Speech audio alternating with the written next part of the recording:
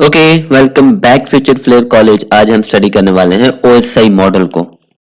OSI model को समझने से पहले हम एक एग्जांपल की बात करेंगे। अगर तो ये हमें एग्जांपल समझ आ जाती है तो हमारे लिए ओएसआई मॉडल को समझना बहुत ही आसान हो जाएगा। ठीक है, अब एग्जांपल में हमें इसमें क्या कर रहे हैं, हमने दो पर्सन ले लिए, पर्सन ए और पर्सन बी। अब पर्सन ए ने क्या करना है, एक लेटर सेंड करना है पर्सन बी को। ठीक है, अब जो पर्सन ए है वो मान लो किसी सिटी एक्स में है और जो पर्सन बी है वो किसी सिटी वाई में है। ठीक है, तो इसने लेटर सेंड करना है, ये हमारा सेंडर कहलाएगा। इसने उस लेटर को रिसीव करना है, ये हमारा रिसीवर कहलाएगा। तो सेंडर सबसे पहले क्या करेगा, एक लेटर को राइट करेगा। ठीक है, तो यहाँ पे उसने लेटर को राइट किया, उसके बाद इसको एक इन्वेलप के अंदर पैक कर देगा। ठीक है, तो ये हमने यहाँ पे इसको पैक कर दिया। उसके बाद इस लेटर को ड्रॉप कर दिया जाएगा मेल बॉक्स के अंदर। आपने देखा होगा आपके घर के बाहर क्या लगी होती है, एक मेल बॉक्स लगा होता है। जितनी भी आपकी मेल्स होती है, डाक होता है, वो इसी मेल के अंदर आता है और यहीं से आप उसको सेंड करते हो अगर किसी को सेंड करना है। पोस्ट ऑफिस से बंदा आता है और उसने देखना है कि क्या यहाँ पे कोई डाक पड़ी हुई है। अगर आपने यहाँ पे डाली हुई किसी के लिए तो उसको ले जाएगा, अगर आपके लिए आई तो तब भी वो इसी के अंदर डाल देगा। ठीक है, तो आपने क्या कर दिया, इस लेटर को इसके अंदर डाल दिया। उसके बाद क्या होगा, पोस्ट ऑफिस से एक बंदा आएगा तो इस लेटर को लेके जाएगा कहाँ पे, पोस्ट ऑफिस में लेके चला गया। यहां से निकाला उसने और कहाँ पे लेके आ गया, पोस्ट ऑफिस में लेके आ गया। ठीक है, यहाँ पे कुछ स्टैंपिंग वगैरह होगी। उसके बाद इस लेटर को कहाँ पे कर दिया जाएगा, करियर में डाल दिया जाएगा, जो इसको लेके जाएगा। ठीक है, जैसा कि कोई गाड़ी के जरिए जाएगा, ट्रेन के जरिए जाएगा, जिसके जरिए भी जाएगा, तो पोस्ट ऑफिस वाले क्या करेंगे, उसको लोड कर देंगे कि भाई इसको ले जाओ। ठीक है, फिर यहां से वहां के बाद एक्चुअल में इस पार्सल को क्या कर दिया जाएगा, डिलीवर कर दिया जाएगा। कहां पर डिलीवर किया जाएगा, मान लो ये सिटी एक्स है ना, तो सिटी एक्स का भी एक पोस्ट ऑफिस है। जाना कहां पे, सिटी वाई में, तो इसका भी क्या होगा, एक पोस्ट ऑफिस होगा। तो पोस्ट ऑफिस से पोस्ट ऑफिस की तरफ ही इसको क्या कर दिया जाएगा, डिलीवर कर दिया जाएगा। The parcel is carried from source to destination, तो ये हमारा सोर्स है, यहां से इसको डिलीवर कर दिया डेस्टिनेशन की तरफ। ठीक है, तो अब ये आ गया हमारा जो सिटी वाई का जो पोस्ट ऑफिस है वहां पे आ गया। फिर यहां से इसको कैरी किया जाएगा कहां पे, हमारे पोस्ट ऑफिस में, जो इस सिटी का जो पोस्ट ऑफिस है वहां पे इसको अनलोड कर दिया हमारी गाड़ी जो इसको लेके आई थी। ठीक है, यहाँ पे गाड़ी की बात हो रही थी, यहां से अब इसको अनलोड कर दिया गया है पोस्ट ऑफिस में। अब यहाँ पे जो हमारा पोस्ट ऑफिस वाले हैं वो रीड करेंगे कि भाई ये किसका नाम है, किसका एड्रेस है, किसके लिए जाना है। ठीक है, तो फिर उसके बाद इसको कहाँ पे ले किया जाएगा, जहां जो इसका एड्रेस होगा वहां पे इसको पहुंचा दिया जाएगा। यानी कि इस वाले बंदे का जो मेल बॉक्स है उसके अंदर इसको डाल दिया गया है। ठीक है, उसके बाद ये क्या करेगा, उस लेटर को पिक करेगा, उसके बाद इसको ओपन किया जाएगा और रीड कर दिया जाएगा। तो इस तरह से पोस्ट ऑफिस का यूज करके हम एक सिटी से दूसरे सिटी में क्या करते हैं, एक लेटर को डिलीवर करते हैं। ठीक है, एक और इम्पोर्टेंट बात, जहां पे इस लेटर को लिखा गया था, रीड किया गया था, ठीक है, इनवेलप के अंदर पैक किया गया था, इनवेलप से निकाला गया था, ठीक है, रिटर्न किया गया था, रीड किया, तो ये जो हमारा पार्ट है ये हमारा कहलाता है, हमारी अपर लेयर कहलाती है या हायर लेयर कहलाती है। ठीक है, फिर उसके बाद जहां पे मेल बॉक्स से ले जाया गया था पोस्ट ऑफिस में, और पोस्ट ऑफिस से ले जाया गया था उस मेल बॉक्स के अंदर इस बंदे के रिसीवर के, तो जहां पे ये काम हो रहा था उसको हम बोलते हैं हमारी मिडिल लेयर। ठीक है, फिर उसके बाद जब हमारे सिटी से यानी गाड़ी के अंदर इसको लोड किया गया था और जहां पे इसको अनलोड किया गया था, ठीक है, एक्चुअल में जहां पे इसकी डिलीवरी हुई थी, तो उस वाले पार्ट को हम बोलते हैं, वो हमारी जो लेयर है वो कहलाती है हमारी लोअर लेयर। तो अब हम बात करते हैं ओएसआई मॉडल की। तो सबसे पहले हम डेफिनेशन को देखेंगे, उसके बाद हम इसकी वर्किंग को समझेंगे। तो डेवलप बाय आईएसओ, इसको आईएसओ ने बनाया था और इसको फर्स्ट टाइम जो इंट्रोड्यूस किया गया था वो 1970 में किया गया था। आईएसओ क्या है, हमारी इंटरनेशनल ऑर्गेनाइजेशन है स्टैंडर्डाइजेशन के लिए। अब स्टैंडर्डाइजेशन से क्या मुराद है, आपने देखा होगा मुख्तलिफ कंपनीज के सिस्टम ले लो, जैसा कि मैंने एचपी का ले लिया, डेल का ले लिया, एप्पल का ले लो, लिनोवो का ले लो। आपने एक चीज नोट की होगी, इन सब में जो यूएसबी की पोर्ट होती है या इंटरनेट यानी ईथरनेट केबल की जो पोर्ट होती है सब में सेम होती है। क्यों, क्योंकि आईएसओ जैसी कंपनीज ने इनका स्टैंडर्ड सेट कर दिया है, जो भी सिस्टम बनेंगे वो इसी स्टैंडर्ड को फॉलो करेंगे। तो ये जो हमारा ओएसआई मॉडल है ये भी हमारा ऐसी कंपनी ने आईएसओ ने ही बनाया है। तो डेफिनेशन की बात करें तो OSI model is a conceptual framework, ये कंसेप्चुअल फ्रेमवर्क है, ऐसा नहीं है आप इसको देख सकते हो या टच कर सकते हो, बल्कि ये क्या है, कंसेप्चुअल है, जिसका काम क्या है, how different computer system communicate over the network. अब ये देखो डिफरेंट सिस्टम है ना, एक एचपी का है, एक डेल का है, या एप्पल का हो सकता है, या लिनोवो का हो सकता है, ठीक है। तो इनके दरमियान में कम्युनिकेशन करवाना, उससे फर्क नहीं पड़ता ये किस कंपनी का है, सिर्फ ओएसआई मॉडल का काम क्या है, इनके दरमियान में कम्युनिकेशन करवाना। ठीक हो गया। It divide the communication process. अब ये जो कम्युनिकेशन का प्रोसेस है इसको डिवाइड कर दिया गया है ओएसआई मॉडल में 7 लेयर्स में। हर एक लेयर का स्पेसिफिक रोल है, हर एक लेयर ने अपना काम करना है, हर एक के लिए मखसूस टास्क असाइन कर दिया गया है। ठीक हो गया। These layer work together. अब अगर तो इनके दरमियान में कम्युनिकेशन करवानी है तो ये 7 लेयर्स हैं, ये जो आपको नजर आ रही है, application, presentation, session, transport, network, data link, physical layer, तो इन 7 की 7 ने साथ मिलके काम करना है, ठीक है, तभी ये दो सिस्टम के दरमियान में कम्युनिकेशन करवा पाएंगी। अब जो हमारी जो फर्स्ट 3 लेयर्स हैं इनको हम बोलते हैं हमारी हायर लेयर, ठीक है। उसके बाद जो 4 नंबर पे जो हमारी आपको नजर आ रही है ट्रांसपोर्ट लेयर, इसको बोलते हैं हम मिडिल लेयर। और जो नेक्स्ट जो हमारी 3 लेयर्स हैं इसको हम बोलते हैं हमारी लोअर लेयर। तो अब हम बात करेंगे ओएसआई मॉडल की कि भाई किस तरह से दो सिस्टम आपस में कम्युनिकेट करते हैं। जिस तरह से हमने एग्जांपल को देखा था ना कि भाई पोस्ट ऑफिस में किस तरह से एक दोस्त अपने दूसरे दोस्त को मैसेज सेंड करता है और दूसरा दोस्त उसको रिसीव करता है, ठीक है। तो अब हम आ गए हमारे नेटवर्किंग में।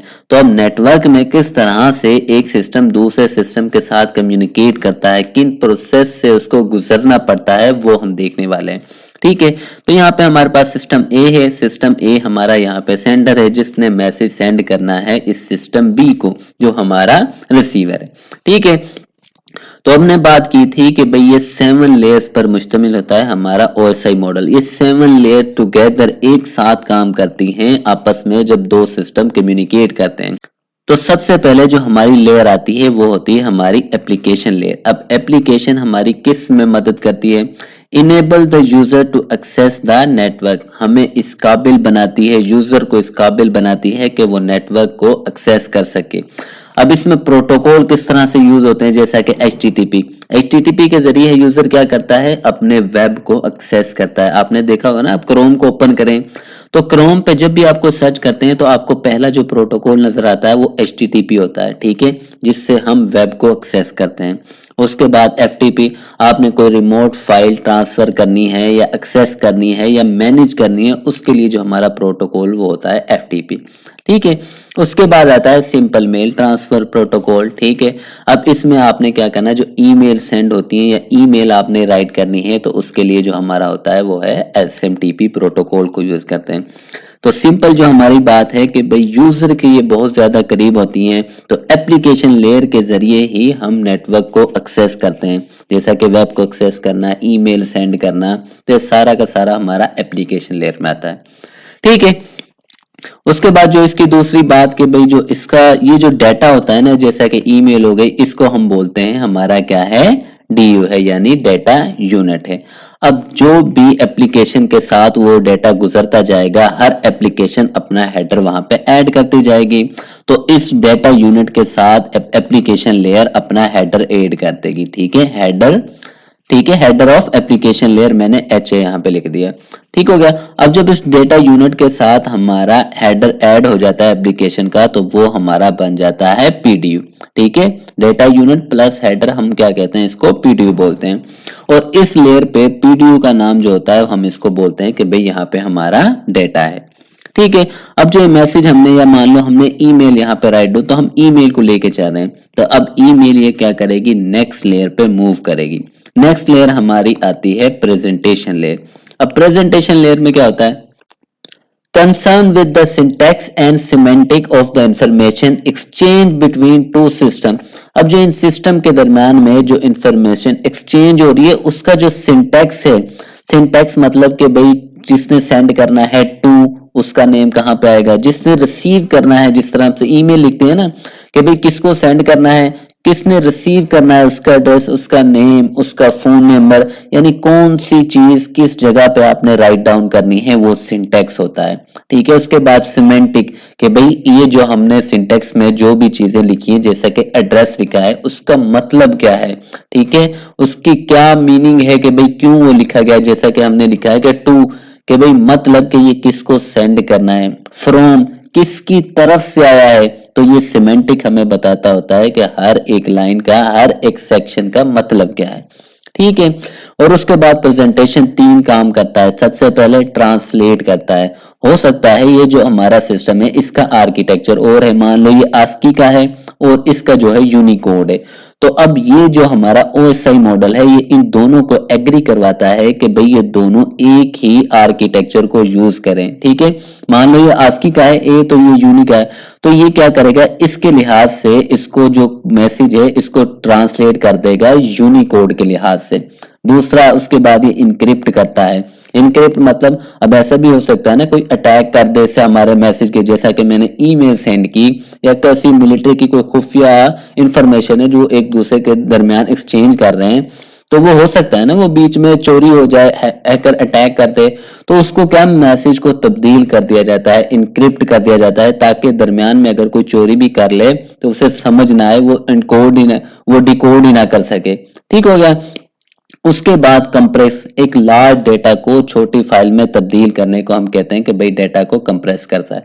तो ये भी किसका काम है, हमारी जो प्रेजेंटेशन लेयर है। यहाँ पे जो प्रोटोकॉल यूज होते हैं वो हमारे एसएसएल है और टीएसएल। एसएसएल मतलब सिक्योरिटी सॉकेट लेयर और यहाँ पे टीएसएल मतलब ट्रांसपोर्ट लेयर सिक्योरिटी। आजकल जो हमारा यूज हो रहा है वो हमारा आपने देखा होगा ना, एचटीटीपी के साथ एक छोटा सा एस लगा होता है, वो एस हमारा इसी टीएलएस का होता है, सिक्योरिटी के लिए होता है। उसके बाद यहाँ पे अगर हम इसके डाटा यूनिट की बात करें तो यहाँ पे देखो ये किसका हेडर था, हमारा एप्लीकेशन का। अब यहाँ प्रेजेंटेशन की बारी है तो इसने भी अपना हेडर यहाँ पे ऐड कर दिया। ठीक है, और यहाँ पे जो हमारा पीडीयू है वो भी क्या कहलाएगा, डाटा भी, एप्लीकेशन का भी डाटा और यहाँ पे भी हमारा प्रेजेंटेशन का भी डाटा ही कहलाएगा।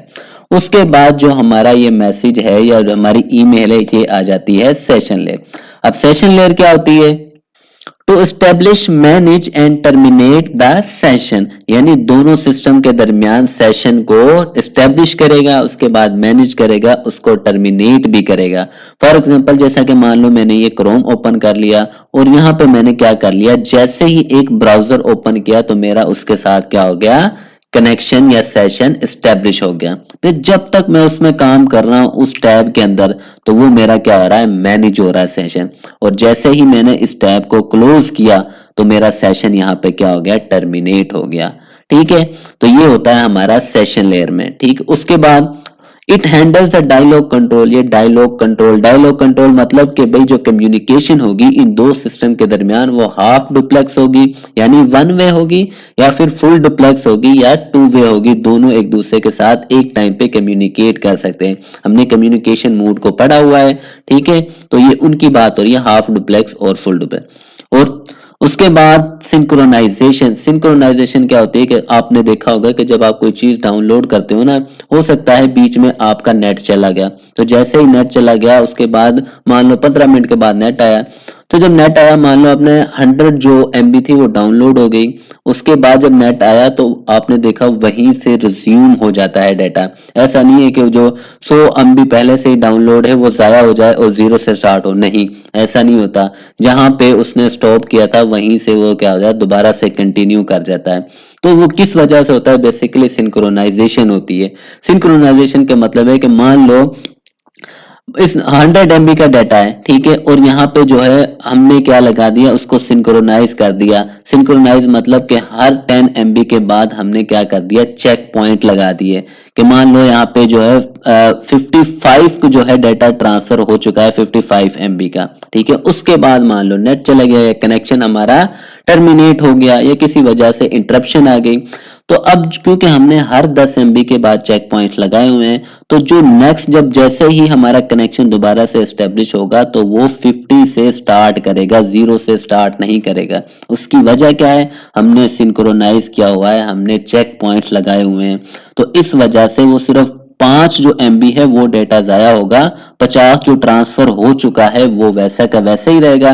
जो 50 रह गया 100 का था ना, तो जो 50 रह गया वो वहीं से यानी 51 से स्टार्ट हो जाएगा, कम्युनिकेशन ट्रांसफर होना स्टार्ट हो जाएगी।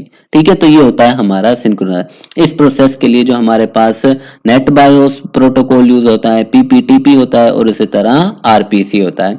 ठीक है, अब यहाँ पे जो हमारा होता है डाटा यूनिट, उसके बाद ये हमारा एप्लीकेशन का हेडर है, ये प्रेजेंटेशन का हेडर है और यहाँ पे इसने अपना हेडर लगा दिया। ठीक है, जिसको ये हमारा किसका है, सेशन का, और इसको हम बोलते हैं, इसको भी डाटा ही बोलते हैं या हम इस पीडीओ को मैसेज भी बोलते हैं।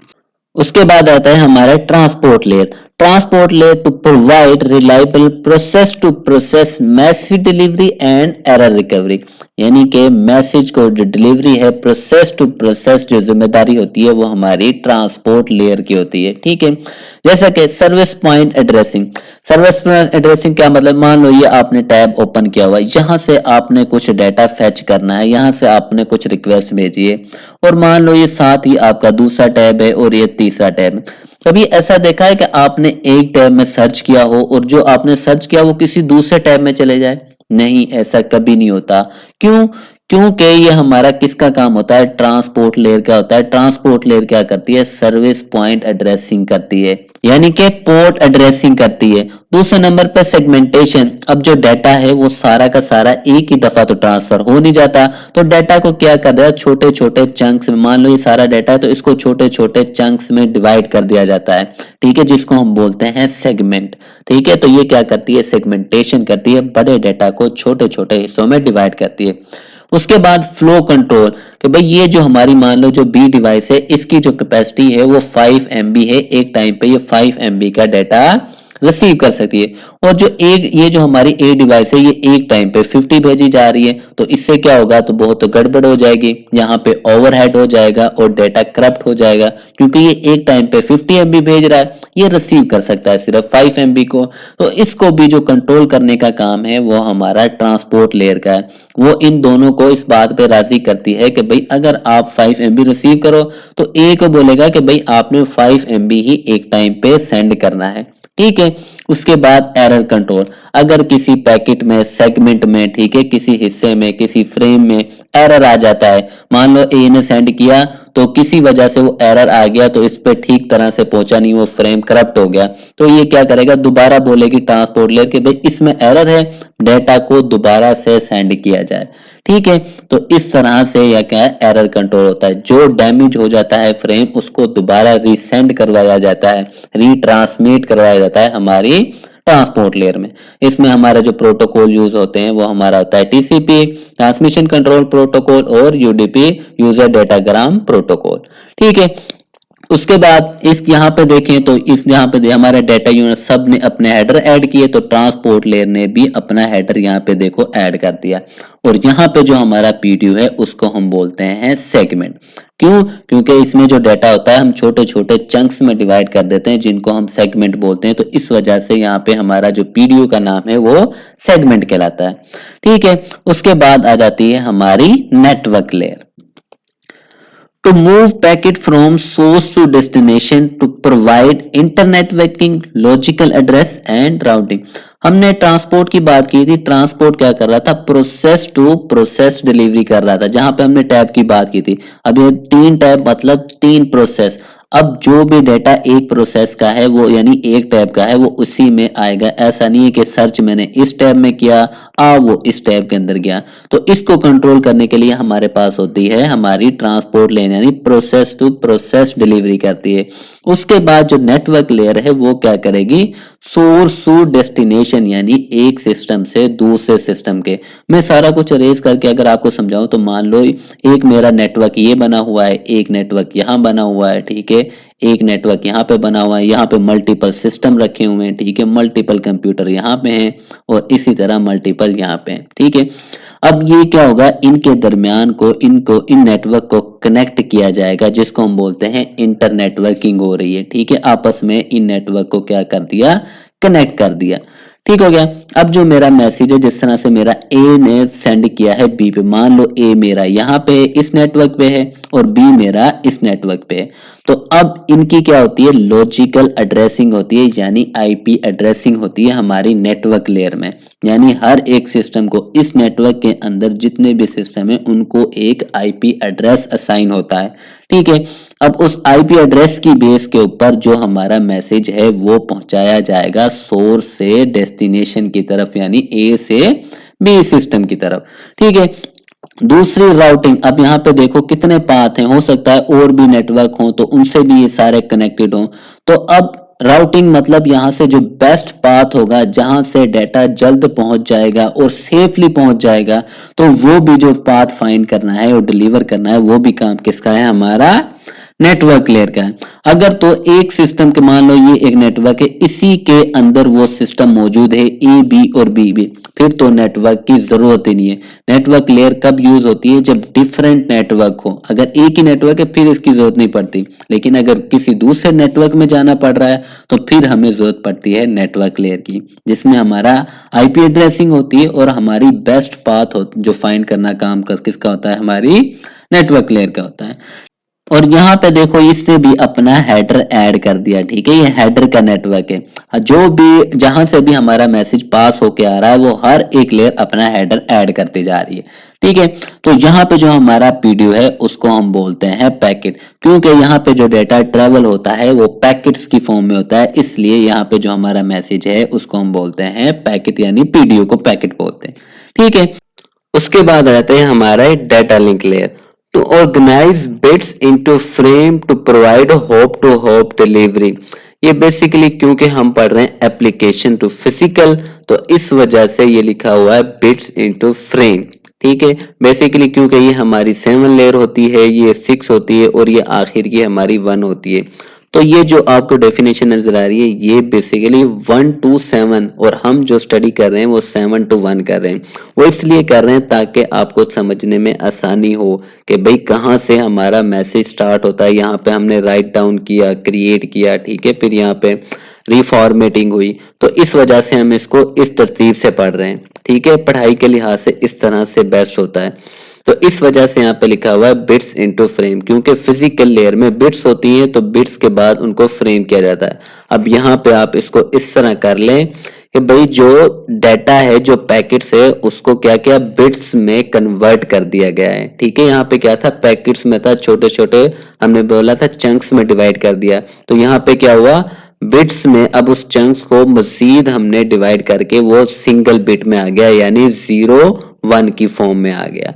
ठीक है सॉरी। उसके बाद to provide hop to hop delivery. ठीक है, मैं इसको एक दफा रेज कर दूं। मान लो ये हमारा क्या है, नेटवर्क बने हुए हैं। ठीक है, अब इन नेटवर्क ये आपस में कनेक्टेड हैं और इनमें मल्टीपल हमारे क्या है, सिस्टम है। ठीक है, अब हमने इसने मैसेज जो सेंड हुआ है, अब मान लो इसके पास वो मैसेज है, तो इसने देखना है कि मेरे नेबर कौन कौन से, इससे फर्क नहीं पड़ता कि आगे कौन से हैं, नेक्स्ट नेटवर्क में क्या हो रहा है, इसने सिर्फ देखना है कि मेरे जो नेबर्स हैं उनका एड्रेस क्या है, तो जिसके रिलेटेड वो मैसेज होगा उसको ये पास कर देगा। फिर वो आगे देखेगा कि उसके नेबर कौन से हैं, तो जिससे वो कनेक्टेड होगा, जिस जो पाथ उस पर गिवन होगा, तो उसके रिलेटेड वो उस नेबर को प्रोवाइड कर देगा कि भाई इसे आप आगे पहुंचा दें। तो इसको बोलते हैं basically hop to hop delivery. ठीक है, फ्रेमिंग, इसका काम क्या है, फ्रेमिंग होती है फिजिकल एड्रेसिंग। फिजिकल एड्रेसिंग हमारा वही होता है मैक एड्रेसिंग, जिसको हमने अभी बात की थी, होप टू होप डिलीवरी, यानी हर एक डिवाइस का क्या होता है, एक मैक एड्रेस होता है। ठीक है, तो वो उसके मुताबिक उसको डिलीवर कर देता है, जो भी उसमें जितने भी नेबर होते हैं उन सब का एड्रेस उस डिवाइस के पास होता है। ठीक है, फिर उसके रिलेटेड जो भी जिसका वो पैकेट होगा या उसके नेबर का होगा, वो उसको डिलीवर कर दिया जाता है। फ्रेमिंग होती है, फ्रेमिंग के भी मैं बात कर चुके हैं कि भाई जो बिट्स होती हैं उनको हम क्या करते हैं, एक फ्रेम में इकट्ठा कर लेते हैं। क्योंकि हम इसको उल्टा पढ़ रहे हैं तो यहाँ पे हम क्या करेंगे, डेटा को मजीद 0 1 की फॉर्म में क्या कर दिया जाएगा, मजीद डिवाइड कर दिया जाएगा, यानी बिट ऑफ स्ट्रीम बना दिया गया है। उसके बाद इसमें फ्लो और एरर कंट्रोल होता है, इसकी हम बात कर चुके हैं, फ्लो की भी और एरर कंट्रोल की भी। और उसके बाद एक्सेस कंट्रोल। अब जिस तरह के ये कनेक्शन, मान लो कोई कनेक्शन है वो दो से ज्यादा डिवाइसेस के दरम्यान में शेयर है, तो किसका कंट्रोल है उस डिवाइस पे, वो भी किस में होता है, हमारा डाटा लिंक लेयर में होता है। और इसमें अगर हम इसके पीडीओ की बात करें तो इसमें जो हमारा पीडीओ होता है वो कहलाता होता है हमारा फ्रेम। ठीक है, क्योंकि यहाँ पे क्या होता है, बिट्स को एक फ्रेम में इकट्ठा कर, जब हम इसको उल्टा पढ़ेंगे ना, क्योंकि हम क्या करेंगे, रिसीवर के पास भी तो जाएगा ना, तो जब हम इसको डिकोड करेंगे, मान लो अभी हम क्या कर रहे हैं, इनकोड कर रहे हैं 7 से 1, तो जब हम इसको डिकोड करेंगे 1 से 7 की तरफ जाएंगे तो फिर ही आपको समझ आएगी कि फ्रेम बेसिकली होता क्या है। ठीक है, तो फिजिकल लेयर, उसके बाद आ जाती है हमारी फिजिकल लेयर। तो फिजिकल लेयर में क्या होगा, एक्चुअल में जो बिट ऑफ स्ट्रीम है, हमने क्या बोला था, मजीद 0 1 की फॉर्म में इसको क्या कर दिया, डिवाइड कर दिया। तो अब ये जो बिट ऑफ स्ट्रीम है ये यहां से एक्चुअल में ट्रांसफर होंगी कहां पे, हमारा जो नेक्स्ट जो हमारा सोर्स है जहां पे हमने मैसेज को सेंड करना था, ये बी जो सिस्टम है यहाँ पे इसको सेंड कर दिया जाएगा। ठीक है, तो अब ये जो हमारा पैकेट है ये यहाँ पे सेंड हो गया, और यहाँ पे देखो उसने अपना भी क्या कर दिया, हेडर ऐड कर दिया। ठीक है, अब इसमें स्पेसिफिकेशन क्या है कि भाई कौन, ये फिजिकल लेयर हमें पता चलता है कि भाई किसको, इथरनेट केबल को यूज कर रहे हो या फाइबर ऑप्टिक केबल का यूज किया जा रहा है। ठीक है, उसके बाद मैकेनिकल और इलेक्ट्रिकल जो स्पेसिफिकेशन होती है कि भाई किस नो रिपीटर्स का यूज हो रहा है, हब का यूज हो रहा है, वो सारा का सारा हमारा किस में आता है, फिजिकल लेयर में आता है। ठीक है, अब यहाँ पे उसको क्या डिकोड होना स्टार्ट हो गया। ठीक है, अब मैसेज यहाँ पे पहुंच गया, तो जैसे जैसे मैसेज मिलता जाएगा ये क्या करते जाएंगे, अपने हेडर को रिमूव करते जाएंगे। ठीक है, तो यहाँ पे मैसेज पहुंच गया, तो अब ये मैसेज आ गया हमारा डेटा लिंक। अब यहाँ पे जो डेटा यहाँ पे मिला था वो 0 1 की फॉर्म में, यानी बिट ऑफ स्ट्रीम में, ठीक है, बिट की फॉर्म में मिला। अब इन बिट का क्या कर दिया जाएगा, इनको असेंबल किया जाएगा। ठीक है, मान लो इन 4 का मैंने क्या बना दिया, एक फ्रेम बना दिया, तो ये बेसिकली हमारी कहलाती है फ्रेमिंग। इस लिहाज से ये डेफिनेशन यहाँ पे राइट डाउन की हुई है। ठीक है, यानी बिट ऑफ स्ट्रीम को क्या कर दिया, छोटे छोटे फ्रेम बना दिए उनके, तो इसको हम बोलते हैं यहाँ पे फ्रेमिंग होती है डेटा। ठीक है, उसके बाद जो डाटा मूव कर जाएगा हमारे नेटवर्क लेयर। नेटवर्क लेयर में क्या हो रहा था, सोर्स टू डेस्टिनेशन, यानी पैकेट जैसे ही डेस्टिनेशन पे पहुंच चुके तो यहाँ पे भी क्या हो जाएगा, ये डाटा आगे ट्रांसफर कर देगा और अपने हेडर को रिमूव कर देगा। ठीक है, जैसे हम नेक्स्ट नेटवर्क के ऊपर बढ़ते जा रहे हैं वो अपने हेडर को रिमूव करते जा रहे हैं। उसके बाद ट्रांसपोर्ट लेयर पे आ गया डाटा, यहाँ पे क्या होती है, हमारी सेगमेंटेशन हुई थी, यानी डाटा को छोटे छोटे चंक्स में यानी सेगमेंट में डिवाइड कर दिया गया था। तो यहाँ पे उस डाटा को जो सेगमेंट बनाए थे उसको रिसेंबल कर दिया जाएगा, यानी अपनी ओरिजिनल फॉर्म में वापस लाया जाएगा। ठीक है, वापस लाने के बाद फिर ये क्या कर जाएगा, सेशन लेयर के ऊपर मूव कर जाएगा। यहाँ पे हमने क्या है, सेशन को टर्मिनेट करना है। ठीक है, क्योंकि सेशन एस्टेब्लिश हुआ, मैनेज हुआ, फिर यहाँ पे हमने सेशन को टर्मिनेट कर दिया, नेक्स्ट मूव कर गए। यहाँ पे हमारा ट्रांसलेशन हुई थी, इंक्रिप्शन हुई थी, कंप्रेस हुआ था, तो यहाँ पे जो हमारा मैसेज है उसको डिक्रिप्ट किया जाएगा ताकि वो रीड करने के काबिल हो, और जो कंप्रेस किया था उसको ओरिजिनल फॉर्म में लाया जाएगा, फिर इसको क्या कर दिया जाएगा, नेक्स्ट मूव कर दिया जाएगा, और फाइनली जो डाटा है वो हमारे यूजर को मिल जाएगा, यानी हमारा जो डेस्टिनेशन थी वहां पे पहुंच चुका है और रीड करने के काबिल है। तो इस तरह से एक मैसेज इन 7 लेयर से होता हुआ पहुंचता है हमारे डेस्टिनेशन की तरफ।